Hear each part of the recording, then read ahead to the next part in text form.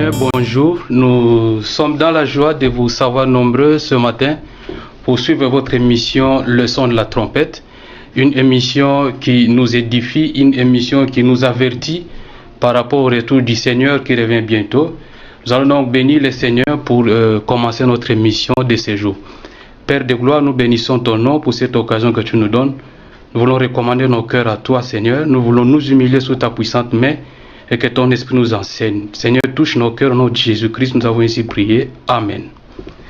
Bon, voilà. Donc, le thème de ce jour s'intitule « L'esprit de Jézabel ».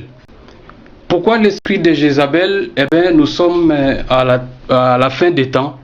Nous devons être suffisamment avertis pour pouvoir nous préparer à recevoir le Seigneur qui est notre époux qui revient bientôt. Nous allons pour ce faire méditer autour du livre d'Apocalypse au chapitre 2e, le verset 18 au verset 29e. Nous allons lire ensemble. Écrit à l'ange de l'église de Thyatire, voici ce que dit le Fils de Dieu, celui qui a les yeux comme une flamme de feu et dont les pieds sont semblables à des airains ardents. Je connais tes œuvres, ton amour, ta foi, ton fidèle service, ta constance et tes dernières œuvres plus nombreuses que les premières.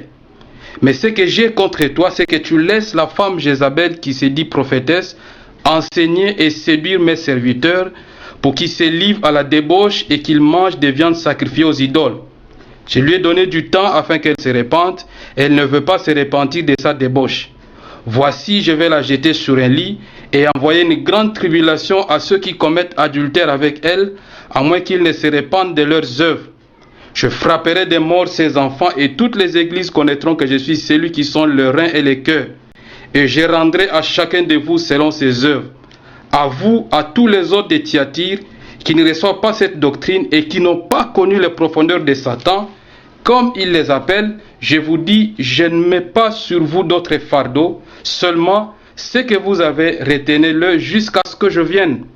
À celui qui vaincra et qui gardera jusqu'à la fin mes œuvres, je donnerai autorité sur les nations. Il les pètera avec une verge d'or, comme on brise les vases d'argile, ainsi que moi-même, j'en ai reçu le pouvoir de mon Père, et je lui donnerai l'étoile du matin. Que celui qui a des oreilles entende ce que l'Esprit dit aux églises. Alléluia.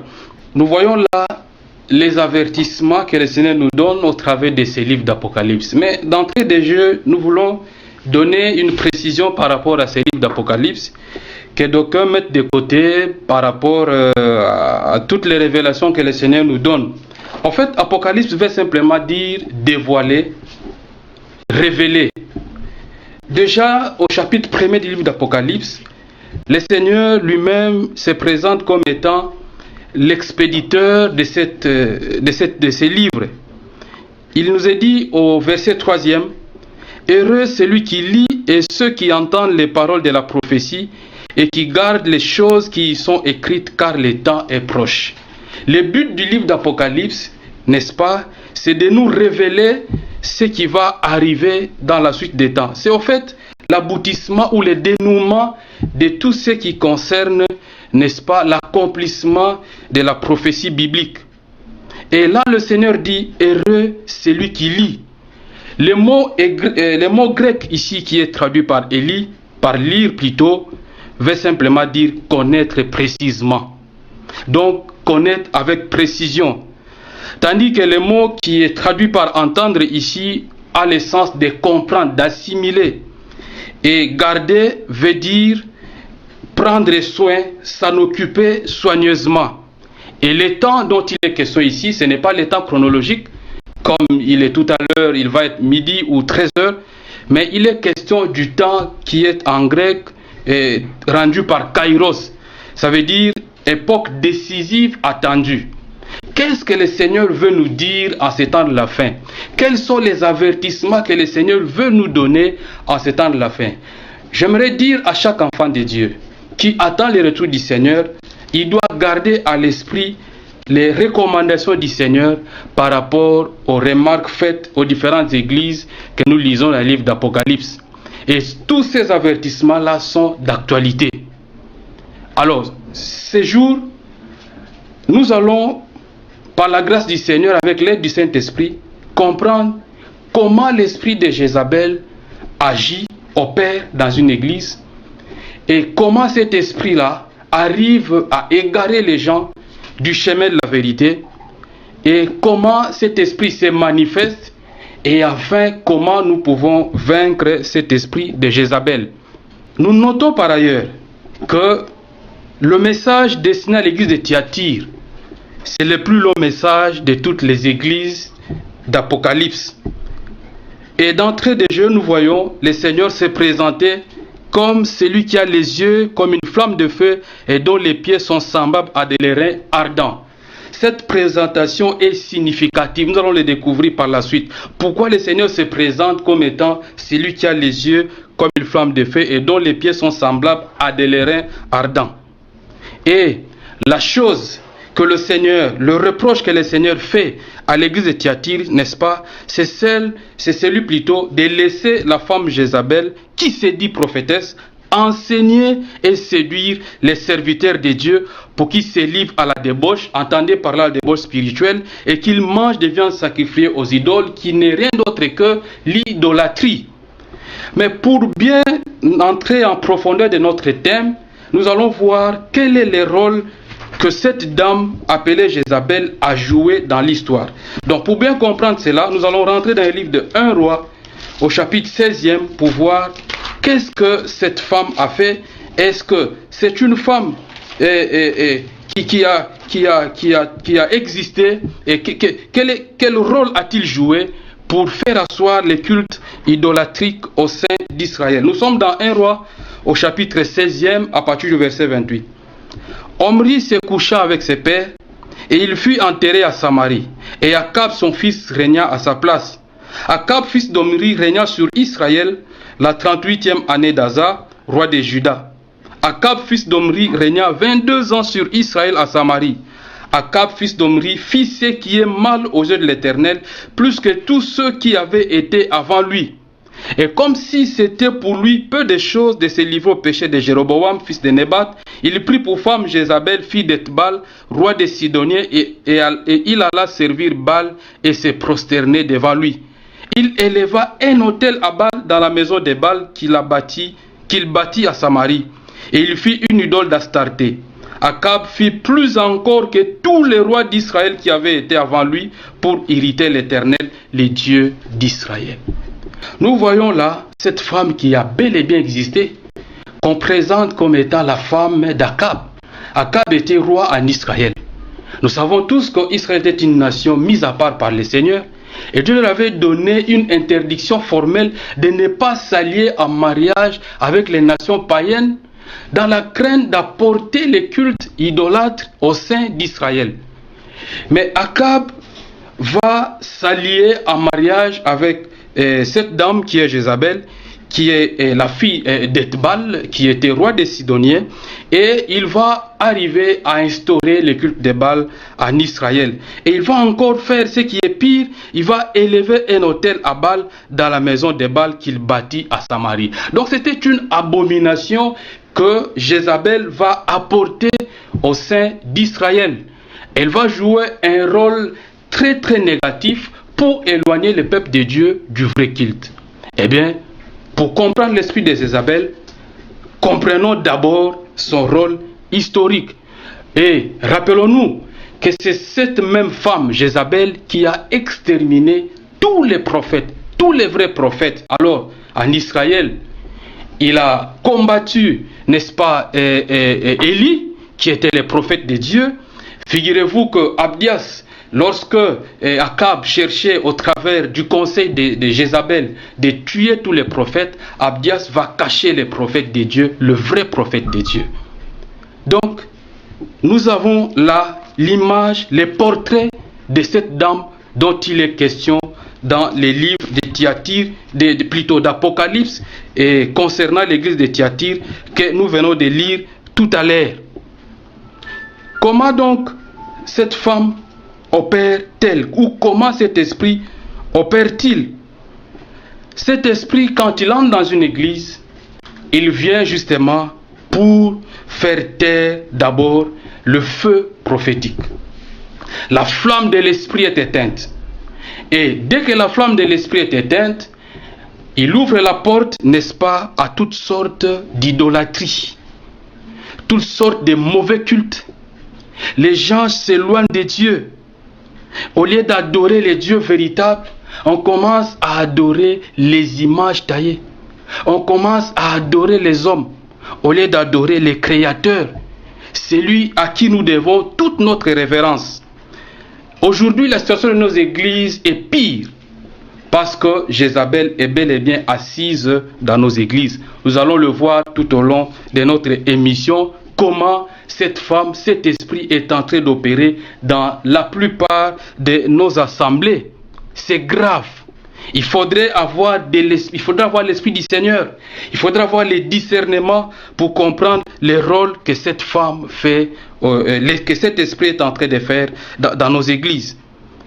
Le Seigneur n'était pas impressionné par les œuvres de l'église de Thyatire parce qu'il dit « Je connais tes œuvres, ton amour, ta foi, ton fidèle service, ta constance et tes dernières œuvres, les plus nombreuses que les premières. » Là, nous voyons que nos œuvres ne peuvent pas nous flatter. Parce que si nous pratiquons des œuvres sans Dieu, nous avons mis Dieu de côté, ce n'est que de l'activisme. Dieu n'est pas là-dedans. Nous devons marcher avec Dieu. Il faudrait que nos œuvres puissent être les œuvres dont Dieu a préparées d'avance pour que nous puissions les exécuter. Nous n'allons pas impressionner le Seigneur par la multitude des œuvres que nous mettons en place. Nous n'allons pas impressionner le Seigneur par les différentes méthodes que nous mettons en place, mes bien-aimés. Ça ne va rien faire auprès du Seigneur, c'est lui qui connaît l'état de nos cœurs. Et le Seigneur dit, ce que je contre toi, c'est que tu laisses la femme Jézabel qui se dit prophétesse. Arrêtons-nous un peu là-bas, pour voir un peu comment le messager de l'église de Thyatire ne veut pas veiller jusqu'au point de laisser cette femme qui n'était pas prophétesse, mais qui s'est dit prophétesse, à pouvoir enseigner jusqu'à séduire les serviteurs de Dieu. Par là, nous voyons qu'il y a eu laisser aller. Parce que le mot qui est traduit par laisser ici, lorsqu'on rentre dans le contexte grec, selon les textes originaux, il est question du laisser aller. Il est question de la négligence. Il est aussi question du manque de discernement. Combien sont des serviteurs de Dieu dans notre pays, dans notre capitale ou à travers le monde qui n'ont plus de discernement pour savoir qu'ils ont commencé avec Dieu et ils ne marchent plus avec Dieu. Ils ont mis Dieu de côté et voilà que Jézabel a bel et bien pris place dans nos assemblées. Le laisser aller. Je m'adresse à toi, serviteur de Dieu. Je m'adresse à toi, pasteur. Je m'adresse à toi, apôtre. Cesse d'être négligent. Tu dois veiller par rapport à la mission que Dieu t'a confiée pour pouvoir, n'est-ce pas, empêcher à l'esprit de Jézabel de pouvoir pénétrer dans l'église. Évidemment, c'est la responsabilité de tous les chrétiens. Parce qu'on nous dit que nous tous, nous devons veiller, la Bible nous dit plutôt, nous devons veiller les uns sur les autres. Et quand cette femme-là réussit, quand cet esprit-là réussit à entrer dans une église, qu'est-ce qu'il fait? La première des choses qu'il apporte, c'est les enseignements séducteurs. Séduction. En fait, la séduction n'est rien d'autre que l'égarement. En grec, planao. Lorsque nous lisons Matthieu chapitre 24, le Seigneur, lorsqu'il va dépeindre les temps de la fin, les signes qui vont démontrer que nous arrivons bel et bien au temps de la fin, le premier signe que le Seigneur va évoquer, c'est la séduction. Nous sommes en pleine séduction en ces temps de la fin. Beaucoup d'enfants de Dieu se sont égarés du droit chemin. Ils se sont éloignés du chemin. Jésus dit, je suis le chemin, je suis la vie, je suis la vérité. Mais qu'est-ce que nous voyons aujourd'hui? Au lieu de suivre Jésus, nous suivons des hommes. Au lieu de suivre Jésus, nous suivons des philosophies humaines, nous suivons les raisonnements, nous suivons les traditions en fait. Qu'est-ce que nous ne voyons pas à travers notre capitale? Des affiches où on élève des hommes, où on est en train de travailler l'image en fait. L'image où les hommes sont très bien présentés, et même des images d'adoration, où l'adoration qui est censée être, n'est-ce pas, un secret entre l'homme et son Dieu, on étale même les images de l'adoration. Or, la Bible nous dit clairement que vous ne pouvez pas vous faire des représentations des choses qui sont au ciel, sous la terre, ou même des choses qui sont sous la terre. la séduction a gagné nos assemblées. Là, vraiment, nous devons ouvrir les yeux pour comprendre que la séduction est en train, n'est-ce pas, de ravager nos assemblées. Et qui sont les gens qui sont séduits? Évidemment, ce sont les serviteurs de Dieu, malheureusement. Ceux qui ont commencé avec le Seigneur, ceux qui ont marché avec Dieu, ceux qui hier craignaient le Seigneur, aujourd'hui la crainte de Dieu n'y est plus. Aujourd'hui, à la place de craindre Dieu, n'est-ce pas, nous craignons les hommes. La Bible dit, ils auront une apparence de piété, mais reniant ce qui en fait la force. Les gens s'efforcent à garder l'apparence.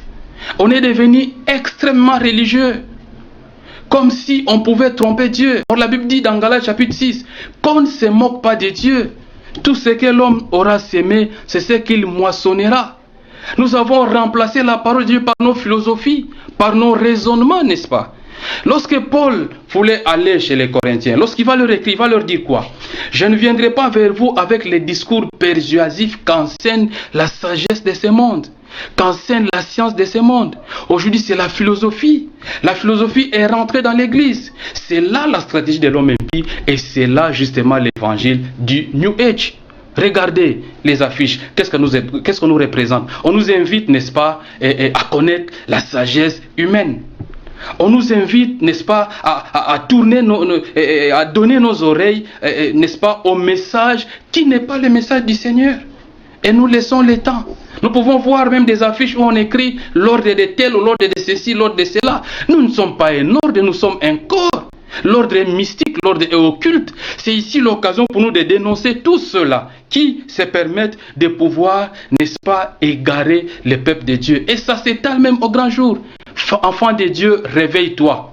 C'est le temps pour toi de sortir du sommeil parce que la séduction bat son plein. Je ne peux pas te dire que j'ai mon diplôme théologique, je ne serai pas séduit. Le problème n'est pas là. Je ne peux pas te dire que j'ai fait les études philosophiques, j'ai bac plus autant que je ne pouvais pas être séduit. Le problème n'est pas là. C'est un problème spirituel.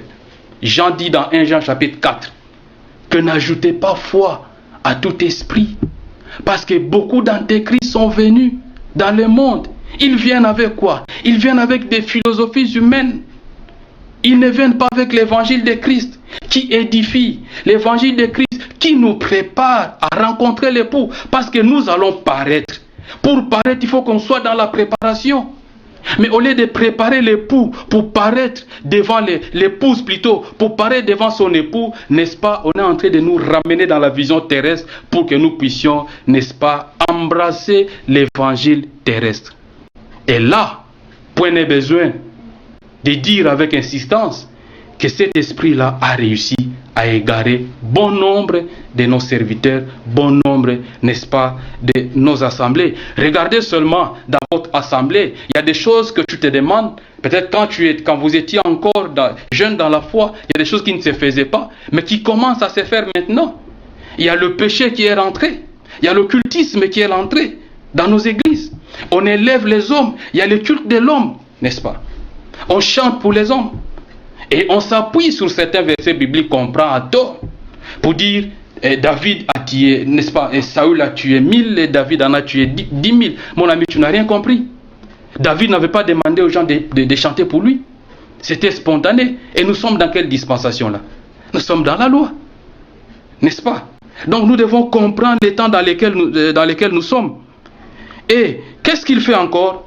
Il séduit les serviteurs de Dieu pour qu'ils se livrent à la débauche et qu'ils mangent des viandes sacrifiées aux idoles. Paul va dire aux Corinthiens que vous ne pouvez pas participer à la fois à la table du Seigneur et à la table des idoles. Nous ne pouvons pas dire que nous connaissons le Seigneur tout en ayant en nous, n'est-ce pas, les traces du monde.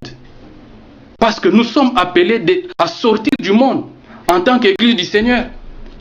Nous ne sommes pas appelés à vivre dans le mélange. Le mélange n'est pas possible dans l'église du Seigneur. Donc l'idolâtrie est entrée dans nos églises, dans nos assemblées. Or l'idolâtrie chasse la présence de Dieu.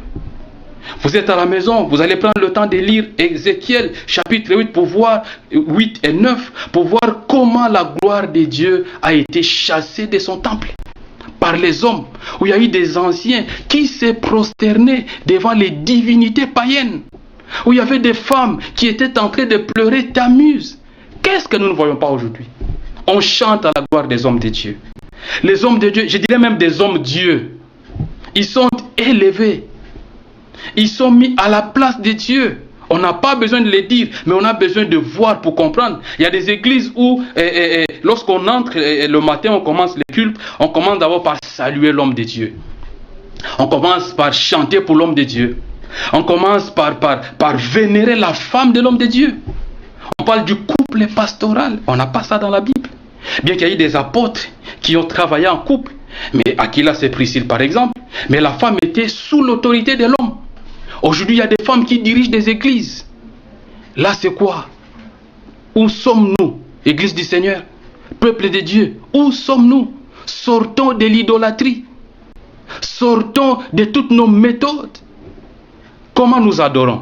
Nos cultes sont des cultes stéréotypés. Ce sont des cultes méthodiques, rythmés. Donc, on sait que nous commençons par ici, nous allons nous arrêter par là. Or, nous devons être conduits par l'Esprit du Seigneur. 1 Corinthiens 14, 26 nous dit quoi? Que lorsque vous vous rassemblez, que devez-vous faire? Quelqu'un a-t-il un chant? Quelqu'un a-t-il un cantique? Quelqu'un a-t-il une exhortation, une prophétie? Nous avons étouffé les dons de l'Esprit dans nos assemblées. Il y a même des assemblées où prophétiser, on vous prend comme si vous êtes un extraterrestre. J'ai dit des prophéties authentiques qui viennent de la part du Seigneur. Je ne parle pas des consultations prophétiques que nous ne voyons pas dans la Bible. Bien-aimés, vous qui faites des consultations prophétiques, vous devez transformer vos cabinets de consultations prophétiques en cabinets de psychiatrie pour répondre aux problèmes que les gens vous amènent. Parce que les prophètes d'antan, les prophètes de l'agneau, les prophètes de Jésus-Christ, ils ne préparaient pas le message. C'était spontané. Lorsque Paul va être intercepté par cette femme qui disait « Celui-ci est le serviteur de Dieu, écoutez-les ». Après qu'il ait suivi plusieurs fois, qu'est-ce que Paul a dit? Paul l'a arrêté. Parce qu'il prophétisait par l'esprit des pythons. Consultation prophétique. Autant de jours, de jeûnes et de prières. Or la Bible dit quand tu jeûnes, n'est-ce pas? Tu jeûnes pour toi-même. Qu'est-ce que la Bible dit dans Matthieu? Prenons rapidement Matthieu chapitre 6. Vous qui brandissez les affiches, autant 258 jours de jeûne et de prières, écoute ce que le Seigneur nous dit par rapport à toute cette forme, n'est-ce pas, d'idolâtrie. Dans Matthieu chapitre 6, la Bible nous dit ceci. Au verset 16. Lorsque vous jeûnez, ne prenez pas un air triste, comme les hypocrites, qui se rendent le visage tout défait, pour montrer aux hommes qu'ils jeûnent. Je vous le dis en vérité, ils ont leur récompense. Donc ça ne sert à rien d'attendre que Dieu puisse répondre à ces genres de jeûnes. Quand tu jeûnes, la Bible dit quoi? Mais quand tu jeûnes, parfume ta tête et lave ton visage. Donc sois normal, mène ta vie normale. Tu n'as pas besoin de dire aux gens que je jeûne. Oh non, moi ça fait une année, je dors par terre, ça fait une année, je suis dans telle montagne. Dieu n'est plus dans une montagne quelconque. La Bible dit, les vrais adorateurs adoreront le Père en esprit et en vérité. Qu'est-ce que nous ne voyons pas des affiches? Qu'est-ce que nous ne voyons pas? Autant de jours pour détruire, n'est-ce pas, pour, n'est-ce pas, être délivré de toutes les malédictions sataniques. Depuis qu'on vous propose ce thème-là, combien sont déjà délivrés des malédictions sataniques? Ou même on dit aux gens que nous lions Satan. Comment vous voulez lier Satan avant le temps? Ou nous allons tailler les démons en pièces. Il y a même des prières qu'on fait basées même sur un fond d'idolâtrie, sur un fond de séduction. Des prières du genre Jésus. Ça n'a rien à voir avec la parole de Dieu. La Bible dit, faites en tout temps par l'Esprit toutes sortes de prières et veillez-y avec une entière persévérance. La délivrance ne se fait pas, n'est-ce pas, en criant. C'est la parole de Dieu qui affranchit. La Bible dit, vous connaîtrez la vérité et la vérité vous affranchira. Donc pendant que nous sommes en train de prêcher cette parole de Dieu, réalise que le Seigneur est en train de te délivrer. Et la première délivrance pour toi c'est quoi? Ce sont les écailles qui tombent de tes yeux justement. Ce sont les manteaux religieux qui tombent de toi justement. Pour que tu puisses bien saisir la splendeur de l'évangile et de la gloire de Dieu. Voilà. Donc c'est l'idolâtrie qui règne. Les viandes sacrifiées aux idoles. Il n'est pas question ici de viande genre viande de bœuf, viande de porc, ainsi de suite. Mais c'est les types, n'est-ce pas, de l'idolâtrie, des enseignements séducteurs. Qu'est-ce que Paul va dire à Timothée dans 1 Timothée chapitre 4? Je vous convie à lire avec moi rapidement ces textes pour voir l'exhortation de Paul à Timothée, son fils dans la foi. La Bible nous dit ceci. Mais l'Esprit dit expressément que dans les derniers temps, quelques-uns abandonneront la foi pour s'attacher à des esprits séducteurs et à des doctrines des démons. L'Esprit dit expressément. L'Esprit dit sans contredit. Donc ce n'est pas une situation qui va changer. Donc l'apostasie caractérisera le temps de la fin. Je dirais mieux, l'apostasie caractérise les temps de la fin par, n'est-ce pas, des enseignements séducteurs. Et ces enseignements séducteurs sont véhiculés par des faux prophètes, par des faux apôtres, par des faux ministres de Christ. Laissez-moi dire un mot par rapport aux ministres. Aujourd'hui, quand on parle des ministres à l'église, on veut se comparer aux ministres du monde. On n'a rien compris. Ministre veut dire serviteur. C'est celui qui sert les autres. Si vous lisez Jean chapitre 1, vous allez voir comment Dieu, le Seigneur lui-même, a donné l'exemple en servant les apôtres. Il a lavé leurs pieds. Il leur a dit, si vous faites ceci, vous serez heureux, pourvu que vous pratiquez la parole. Dis-moi, combien des hommes de Dieu aujourd'hui qui s'humilient dans notre ville? Ils sont assis sur leur trône. Il faut les servir. Ils ont, n'est-ce pas, des gorilles. Ils ont des gardes du corps. Et même pour ouvrir leur propre portière, il faut que quelqu'un d'autre vienne ouvrir la portière. Il y a un serviteur pour tenir la Bible. Il y a un serviteur pour essuyer les chaussures. Il y a un serviteur, n'est-ce pas, pour ouvrir même la Bible avant de lire. C'est grave. C'est de l'idolâtrie. Il y en a même, la chair est très bien barricadée. Tu vois, la chair c'est devenu un trône. On a mis une barricade là-bas. Personne ne peut arriver sur la chair. Bien-aimés, où sommes-nous? Qu'est-ce que nous sommes devenus? Enfants de Dieu, réveille-toi. Notre mission que Dieu nous donne, la mission que Dieu nous donne à ce temps de la fête, c'est de réveiller le peuple de Dieu. C'est de sonner la trompette afin que nous puissions revenir à Dieu. Ce n'est plus le temps de dormir. Voilà. Donc nos églises sont devenues des quartiers généraux des sorciers et des occultistes. Voilà. Il n'y a plus l'esprit, il n'y a plus la gloire. Pendant que vous prêchez, les pasteurs prêchent, les gens dorment. C'est vraiment un indice pour dire que l'esprit n'est plus là. Parce que là où la bonne parole est prêchée, on ne peut pas dormir, on ne peut pas s'ennuyer. Parce que la Bible dit que celui qui exhorte, qu'il exhorte comme prononçant les oracles du Seigneur. Je prie que le Seigneur nous donne de ne pas prêcher pour le plaisir de prêcher, mais de prêcher pour que Dieu puisse toucher les cœurs et que Dieu puisse passer au travers de nous pour que son peuple soit édifié. Prenons Jacques, chapitre 1er, le verset 22. Nous allons prendre Jacques, chapitre 1er, verset 22, pour voir notre cousin à l'esprit de Jézabel. Le verset 22 nous dit ceci. Mettez en pratique la parole et ne vous bornez pas à l'écouter en vous trompant vous-même par des faux raisonnements. Voilà. Donc, un religieux c'est qui? C'est celui qui, au lieu de pratiquer la parole de Dieu, qui l'écoute, il y a un écart entre la parole qu'il écoute et sa vie qu'il mène. Dès l'instant où tu écoutes la parole et que tu ne le mets pas en pratique, tu ressembles aux pharisiens, tu ressembles à un hypocrite plutôt, tu n'es qu'un religieux. Et comment les gens se trompent par des raisonnements? Eh bien, les raisonnements ici relèvent de la philosophie. Les raisonnements ici relèvent des traditions humaines. Vérifiez les enseignements qui sont véhiculés dans nos assemblées. Est-ce qu'ils sont soutenus par la parole de Dieu? Je me rappelle d'une femme avec qui je m'entretenais une fois. Je l'ai reçue, c'était dans un cadre purement professionnel, mais je lui partageais aussi la parole de Dieu. Il va me dire quelque chose qui va me choquer, qui m'a fait mal dans le cœur. Il va me dire, il avait commis un péché. Il est allé voir son pasteur. Son pasteur lui a dit, malgré le fait que tu as avoué, tu as confessé ton péché, mais il faut que tu amènes, n'est-ce pas, un bouc pour que l'on puisse, n'est-ce pas, sacrifier ce bouc pour que tes péchés te soient pardonnés. Bien-aimés, est-ce que nous lisons la parole de Dieu? La Bible dit, si nous confessons nos péchés, il est fidèle et juste non pas seulement pour nous pardonner, mais aussi pour nous purifier. Il y a des délivrances où on applique même de l'eau chaude. La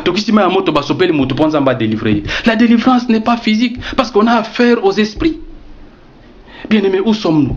Toi qui es dans une situation où tu es plongé dans la culpabilité à cause du péché, je te dis, ce jour, confesse ton péché. Demande que le Seigneur te pardonne. Reviens à Dieu parce qu'il a besoin de toi. Il est mort à la croix pour toi. Il est capable, n'est-ce pas, d'expier tes péchés. En fait, l'expiation nous amène à devenir purs devant le Seigneur. Parce que nous sommes appelés à marcher dans la sanctification. Bien-aimés, nous sommes bel et bien au temps de la fin. Nous avons lu dans Apocalypse chapitre 1er que le temps dont il est question ici, c'est une époque décisive. Figurez-vous des enfants d'Israël. Qu'est-ce que le Seigneur va leur dire? Jérusalem, Jérusalem, si tu savais l'heure à laquelle tu as été visité, tu serais prudent.